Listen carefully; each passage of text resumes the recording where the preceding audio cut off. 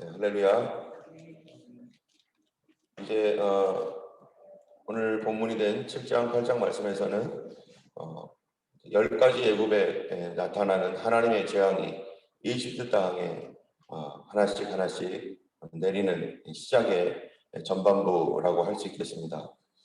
하나님께서 이스라엘 백성들을 애굽의 그 학대와 고난과 고통 속에서 이제 그들을 구원하시기 위하여 이 바로의 때에 하나님께서 모세를 보내셨고, 이 모세가 이제 드디어 그 백성들을 이끌고 나가게 됩니다.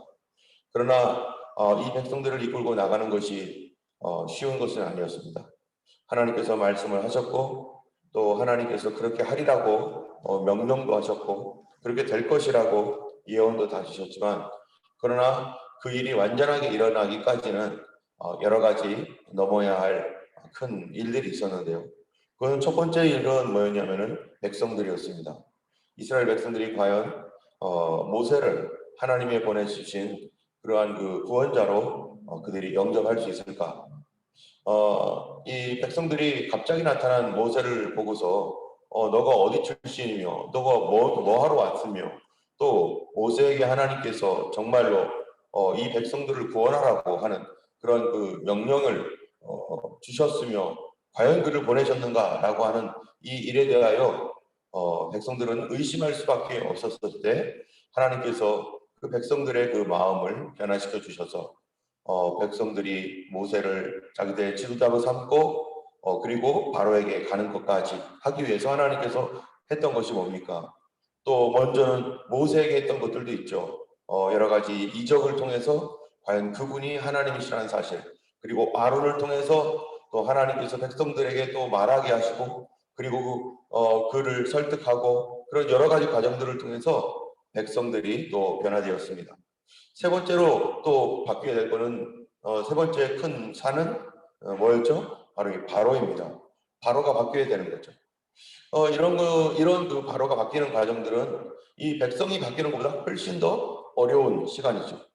그래서 하나님께서 먼저 바로에게 나가서 바로에게 경고하고 백성들을 보내라고 명령하셨다라고 하고 그렇게 말했지만 바로는 그 말에 꿈쩍하지 않고 전혀 미동하지도 않습니다. 이럴 때 하나님께서 이스라엘 백성들을 이제 내보내시기 위해서 하나님의 역사가 재앙을 통해서 바로에게 나타나고 또 그로 말미암아 바로가 결국에는 우리가 잘 알듯이 항복하게 됩니다. 여기서 보면은 적어도 몇 가지의 단계를 거쳐서 하나님의 일이 이루어져요. 하나님께서 그분의 계획을 성취할 때 하나님 홀로 빵 하면서 내가 할 거야 하고서 막 다 이렇게 하는 게 아니죠. 먼저 하나님의 그 일을 성취하고 하나님의 뜻을 이 땅 가운데서 이루는 그 큰 위대한 일들을 행할 때 누구부터 바꿔야 됩니까? 첫 번째로는요, 나 자신부터 바꿔야 돼요. 모세가 못하겠다, 안 된다, 못한다, 난 자격 없다. 그러면서 자꾸 아니라고. 그러면은 이 첫 번째 산이 넘어가지 않는 거예요. 하나님께서 모세를 40년 동안 지금까지 훈련시키셨고, 그래서 모세에게 오셔서 모세에게 말씀하셨을 때 내가 누구이게 하면서 모세는 자격 운운하면서 하나님께서 그를 지명하고 그에게 말씀하셨을 때 하나님이 다 아시고 다 도와줄 것을 하나님 준비해 주셨고 그를 그렇게 지금까지 그렇게 만들어 놓으셨는데, 그런데 모세는 거기에서 나는 못한다, 나는 자격도 없다, 나 같은 것이 뭐를 하느냐. 여러분, 이게 겸손입니까? 그건 겸손이 아닙니다. 교만입니다. 하나님이 말씀하실 때 아멘, 하나님 저는 부족하지만 주님이 도와주실 줄 믿습니다. 저는 아무것도 아니지만 주 예수 그리스도로 말미암아 나를 의롭게 하신 줄 믿습니다. 이게 겸손이죠. 어떤 분들은 그 겸손을 나는 못한다, 안 한다, 할 수 없다 이런 것을 겸손이라고 생각을 해요. 그는 겸손도 아니고 그거는 완악함이고 그거는 불순종이고 그거는 교만함입니다. 하나님 앞에서 참으로 나의 어떤 자격이 아니라 하나님의 명령과 하나님이 함께 하시고 하나님이 나를 지명하였다는 사실에 대하여 하나님의 말씀을 받아들이는 것. 우리가 나는 비록 더럽고 흉악한 죄인이지만 예수 그리스도께서 나의 죄를 위하여 십자가를 대신 지셨다. 그거를 영접하는 자가 하나님의 자녀가 된다는 사실에 대하여 우리는 감히 받을 수 없는 그런 엄청난 일이지만 그것을 믿음으로 아멘으로 받아들이는 사람, 그 사람이 뭐예요? 영접하는 자, 그 이름을 믿는 자들에게 하나님의 자녀되는 권세를 주셨습니다. 우리가 하나님의 자녀 되기 위해서 애쓰고 노력하고 막 발버둥 쳐야만 그런 것이 아니라 단순하게 하나님의 은혜를 그냥 받아들이는 것. 그 첫 번째로는 내 마음의 문제입니다. 하나님께서 나를 하나님의 사람으로 쓰시고 또 이 땅 가운데 어떠한 놀라운 그 일들을 하나님께서 계획하시고 그걸 이루어 가실 때 가장 먼저 극복하고 가장 먼저 넘어가야 될 대상이 바로 나이고, 나의 연약함과 나의 자격 없음과 나의 부족함에도 불구하고 주님께서 그렇게 말씀하실 때 하나님 나를 사용하여 주세요. 내가 주 앞에 순종하겠나이다 하는 그 첫 번째 그 산, 나를 넘어가서 이제는 두 번째로는 뭐예요? 두 번째는 뭐를 넘어가야 돼요? 우리 주변 사람들을 넘어가야 되는 거죠. 바로 이 모세가 백성들에게 나아갔었을 때 너가 정말 하나님 보낸 사람 맞냐? 너가 맞아? 그거를 증명해봐라. 증거해봐라. 라고 할 때 그 사람들의 마음을 얻어야 되는데 그 산을 넘어가는 거가 여러 가지 시험이 있는 거죠. 어떨 때는 백성들이 막 손가락질하면서 우리 마음을 막 그냥 분노로 막 차게 할 수도 있고 믿어주지 않음으로 말미암아서 우리를 막 답답하게 해서 아우 이런 사람들은 필요 없어 하고서 돌아갈 수도 있고 그렇지 않겠어요? 이 바로 모세가 백성들을 볼 때 하나님의 명령을 따라서 왔는데 말을 했더니 막 욕하고 네가 무슨 자격이 있느냐고 하면서 막 그럴 때 하나님 내가 이런 백성들을 구원해야 되겠습니까?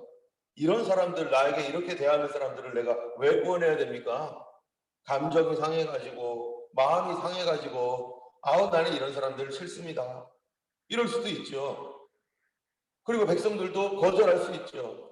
그런데 그 두 번째 단계인 이 백성들에 관한 내 주변 사람들을 넘어가고 세 번째로는 정말 그 대상 누굽니까? 바로는요. 성경에서 보면은 이 바로를 이 뭐로 의미하고 있냐면 사단의 권세로 의미하고 있어요. 이제 하나님 앞에서 나를 넘어가고 우리 주변을 넘어갔을 때 누구를 대면하게 돼요? 이 사단 마귀를 대면하는데 이 악한 사단의 권세를 대면해 나갈 때 이거는 내가 할 수 있는 게 아니죠. 하나님의 능력이 필요한 거죠.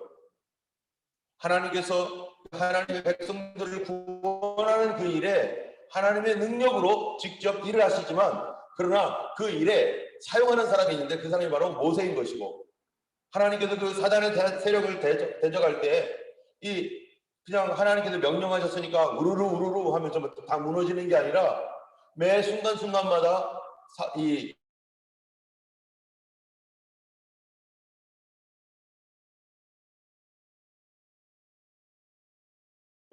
이 모세에게도 괴롭 이 하나님 앞에 하나님께서 모세를 돕고 모세와 함께 하시지만 떠나가야 되고 떠나가야 되고 떠나가야 되고 그럴 때 욕을 받기도 하고 또 쫓겨나가기도 하고 또 바로가 막 불복하기도 하고 또 다시 마음을 막 강팍하기도 하고 하는 막 이런 과정 안에서 하나님께서 명령하셨으면 한 번에 끝내주시지 이건 뭐 한 번도 되는 것도 아니고 두 번에도 안 되고 세 번에도 안 되고 하나님께서 하시는데 이거 뭐 10번 이 언제까지 가야 됩니까? 우리 하나님께서 각자마다 주신 어떤 사명과 그 일들을 우리 하나님께서 일을 하실 때 하나님은 어떤 하나님이신가?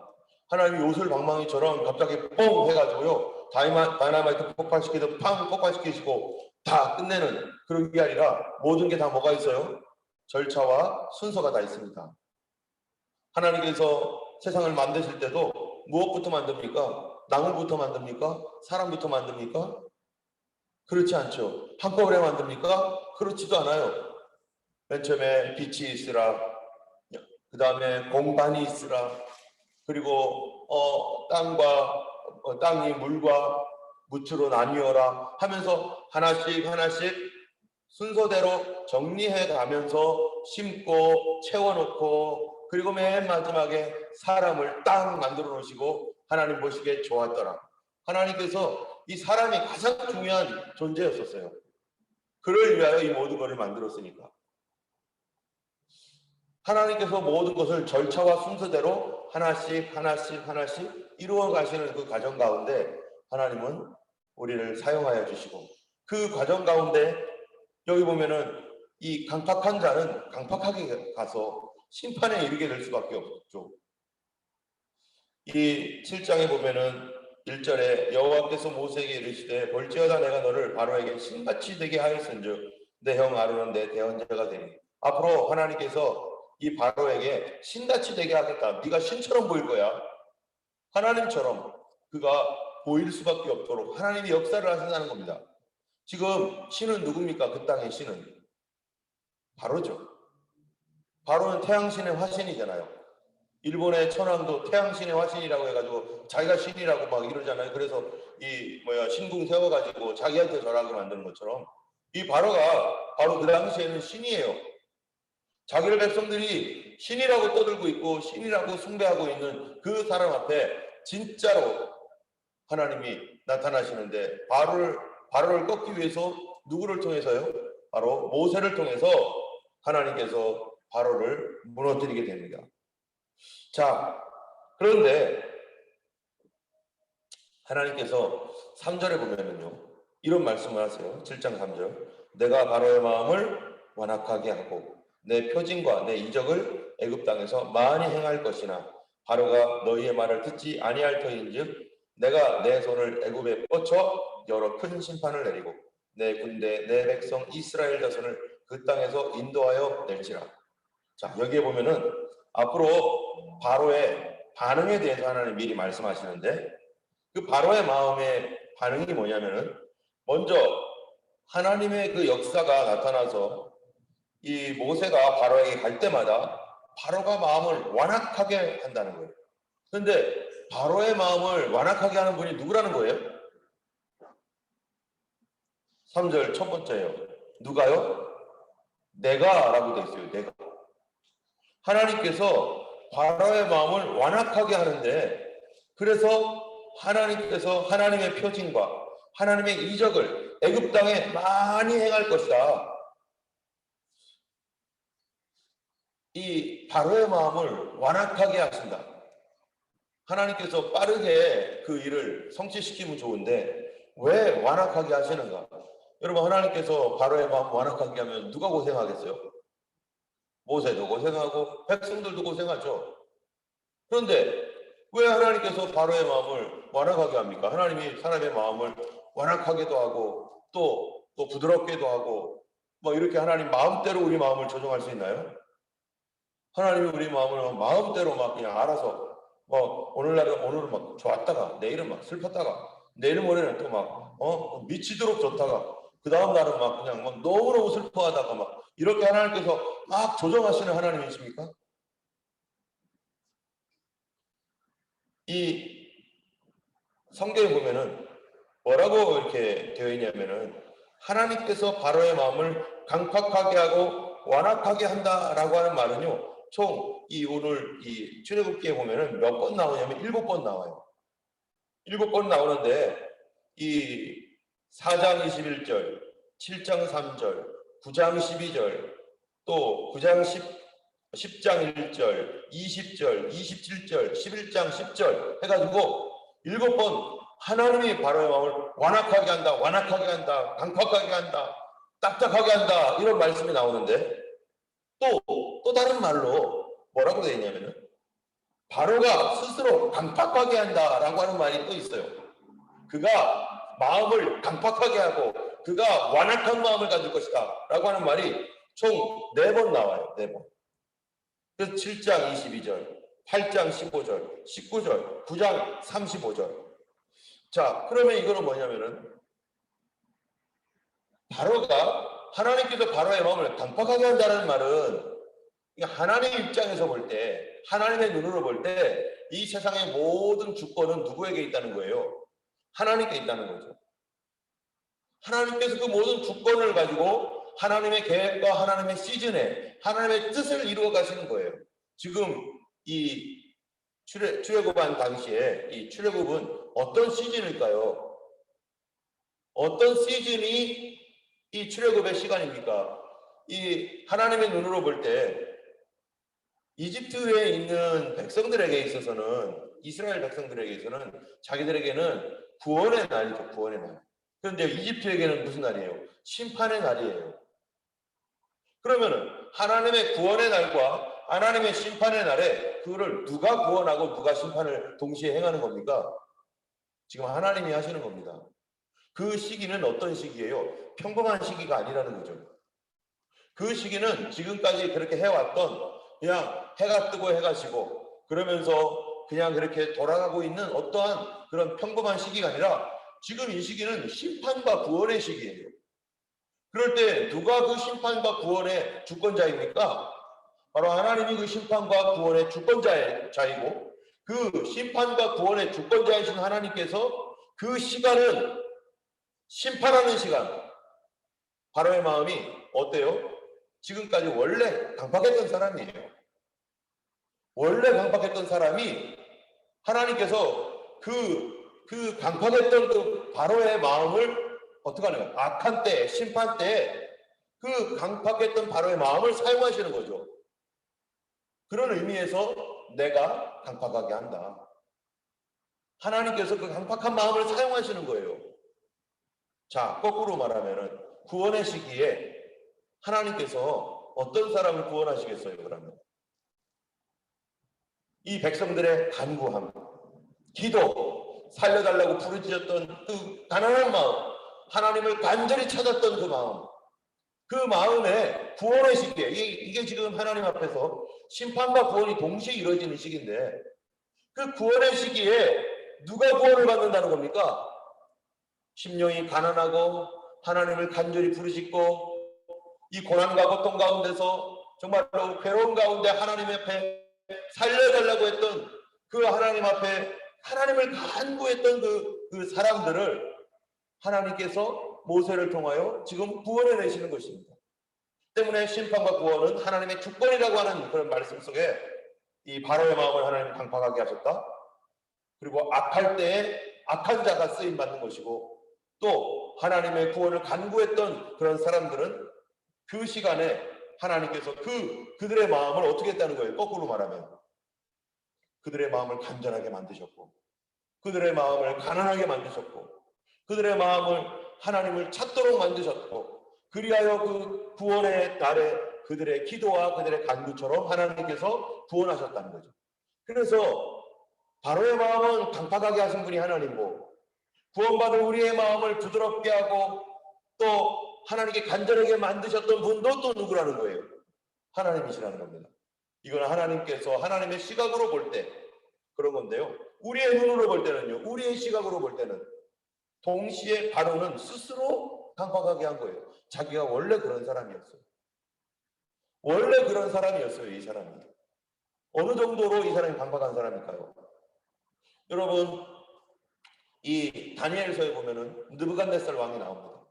이 느부갓네살 왕이 나오는데 꿈을 꾸고 아무도 해석할 수 없는 그 꿈을 꾼 다음에 이거 막 해석하라고 했어요. 그럼 누가 해석합니까? 다니엘이 해석하잖아요. 다니엘이 해석하고 나니까 이 느부갓네살의 반응이 뭐예요? 다니엘한테 막 엎드리면서, 와, 너의 하나님 진짜 하나님이다. 다니엘아, 너의 하나님을 찬송해라 하면서 막 이 뉴스에 나와가지고요, 막 방송하는 거예요. 전국에다 방을 붙여가지고 나의 이 일들에 대하여 말씀하신 하나님을 찬송해라 하면서 하나님 앞에 하나님을 인정합니다. 누가요? 이 느부갓네살 왕이. 느부갓네살 왕이 하나님을 인정하는데 한 번에 인정을 해요. 그런데 이 출애굽기에 나오는 이집트의 왕 바로는 한 번, 두 번, 세 번, 네 번 하나님 인정 안 해요. 5번, 6번, 7번, 8번, 9번까지도 인정 안 해요.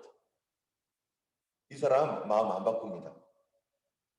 사람이 괴로움을 당하고 어려움을 당한다고 해서 마음 바뀝니까? 차라리 바로가 그 위치에 안 있었으면 마음 바꿨을 수 있어요. 그런데 그때 자기가 왕이거든요. 마음을 안 바꿔요. 뭐 때문에요? 이스라엘 백성 놓치기 싫은 욕심 때문에. 내가 이 사람들을 가지고 있어야만 노예로서 마음껏 부릴 수 있고, 그러는데 이 세상 욕심, 물질 욕심, 사람들을 지배하고자 하는 욕심, 그거 안 놔요. 그게 누구의 마음입니까? 그게 사단의 마음입니다. 사단이요, 지옥에서 100만 년 있으면 마음 변하겠어요? 안 변합니다. 우리가 마귀를 닮았다고 성경에 얘기하고 있잖아요. 너희는 너희 아비 마귀에서 났으니 너희 아비의 욕심을 너희도 행하고자 하느니라. 우리가 마귀 닮았으면 우리가 변해요? 우리도 안 변하죠. 이 하나님께서 10가지의 시험을 통해서도 이 바로가 바뀌지 않는 이 강팍함, 그 사람은 원래 그런 사람이었어요. 이런 강팍함 가운데서 하나님께서 누구를 구원하시는 거예요? 이스라엘 자기의 백성을 거기서 구원해내시는 하나님이십니다. 우리가 이 말씀을 통해서 우리의 삶이 항상 똑같은 건 아니에요. 이 시대가 항상 똑같은 시대가 아니에요. 어떤 시대는 하나님께서 씨 뿌리는 시대가 있고, 경작하는 시대가 있고, 추수하는 시대가 있고, 또 쉬는 시대가 있는 것처럼 우리는 영적 시즌 안에 지금 마지막 시대를 살아가고 있는 우리들입니다.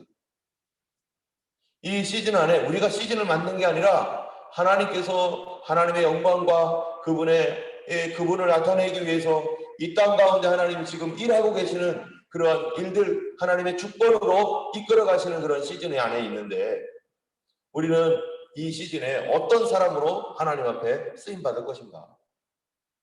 어떤 사람은 마음이 강팍해 가지고요, 요때 마음이 강팍해 가지고 악한 일에 쓰임 받는 사람이 있어요. 악한 일에. 그러나 어떤 사람은 이 시대에 하나님의 놀라운 구원을 경험할 사람도 있는 것입니다. 여러분, 지금 마지막 시대잖아요.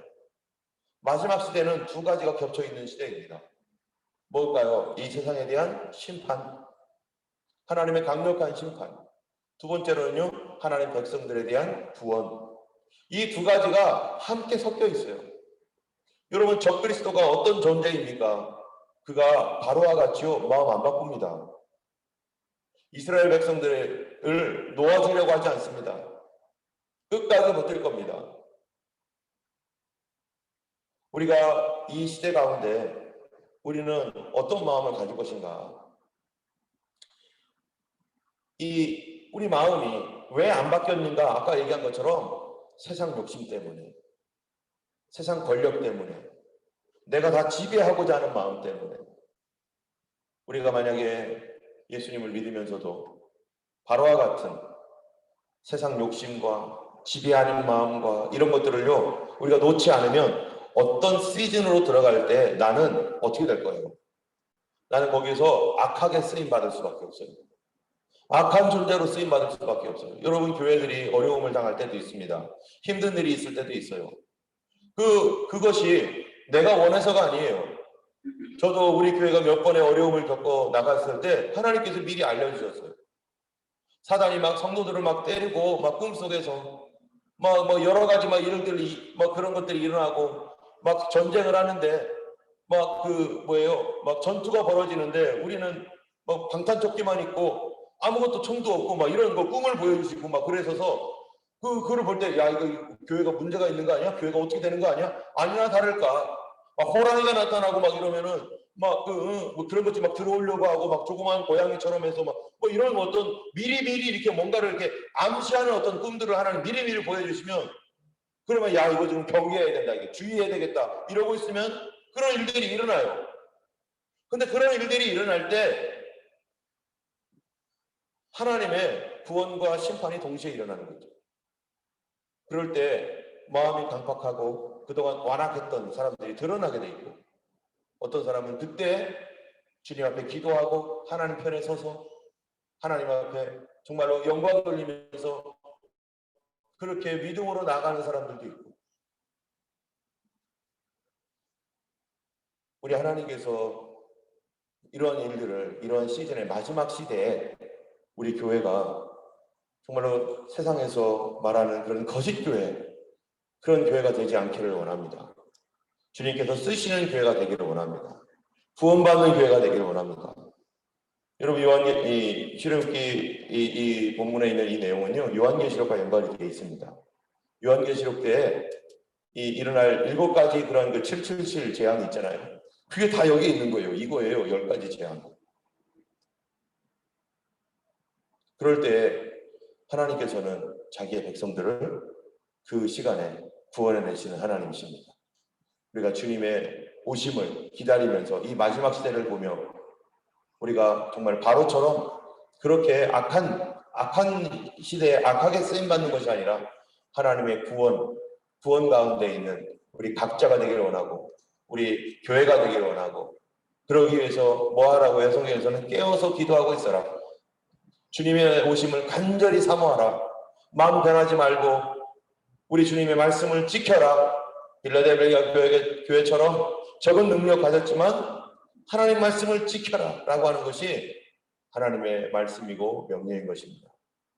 오늘 우리 마음이 강팍하여지지 않도록 하나님, 제 마음 가운데 주의 성령을 부어주셔서, 성령이 임하시면 어떻게 된다고요? 부드러운 마음을 줄 것이며, 고기같이 살같이 부드러운 마음을, 딱딱한 것을 그렇게 부드럽게 하시는 성령님, 주님 오늘도 성령으로 나를 인도하셔서 참으로 어떤 그 순간에 내가 강팍한 자가 되지 않게 하시고 하나님을 부드러워질 수 있도록 항상 성령 충만하게 하옵소서. 항상 성령님의 인도를 따라가게 하옵시고, 주님이라면 어떻게 하기를 원하시는가, 주님이 무엇을 원하시는가를 하나님 그 순간에 생각하고 그 순간에 주께 물어볼 수 있는 우리 모두가 되기를 주님의 이름으로 축원합니다. 기도하겠습니다. 자비하신 하나님 아버지, 감사합니다. 아버지 하나님이여, 참으로 이 시험과 환난의 날에 우리는 어떠한 상태로 주님 앞에 나가겠습니까? 주여, 지금은 은혜 받을 때요, 지금은 구원의 날이라고 말씀하셨습니다. 아버지, 이때에 은혜 받게 하시고 이때에 성령 충만케 하여 주시옵시고, 또 아버지 하나님이여, 참으로 강팍한 그러한 시대와 시절 가운데 아버지 하나님 구원 얻는 백성으로 살게 하여 주시옵소서. 아버지께서 오늘도 성도들과 함께 동행해 주셔서 성령님께 순종하고 성령님께 민감하고 하나님 성령을 따라가는 매일매일의 삶이 되도록 오늘도 역사하여 주시사 우리의 마음을 악한 것에게 내어놓지 않게 하시고 주의 말씀 앞에 순종하며 엎드리는 우리 모두가 되기를 간절히 원하며 우리 주 예수님 이름으로 기도드렸습니다. 아멘. 하늘에 계신 우리 아버지, 이름이 거룩히 여김을 받으시오며 나라의 임하옵시며 뜻이 하늘에서 이룬 것 같이 땅에서도 이루어지이다. 오늘날 우리에게 일용할 양식을 주옵시고 우리가 우리에게 죄 지은 자를 사하여 준 것 같이 우리 죄를 사하여 주옵시고 우리를 시험에 들게 하지 마옵시고 다만 악에서 구하옵소서. 주의 나라와 권세와 영광이 아버지께 영원히 있사옵나이다. 아멘. 오늘도 하나님의 주권을 인정하시는, 그리고 주님의 성령을 쫓아가는 그런 하루 되기를 간절히 축원합니다. 기도하겠습니다.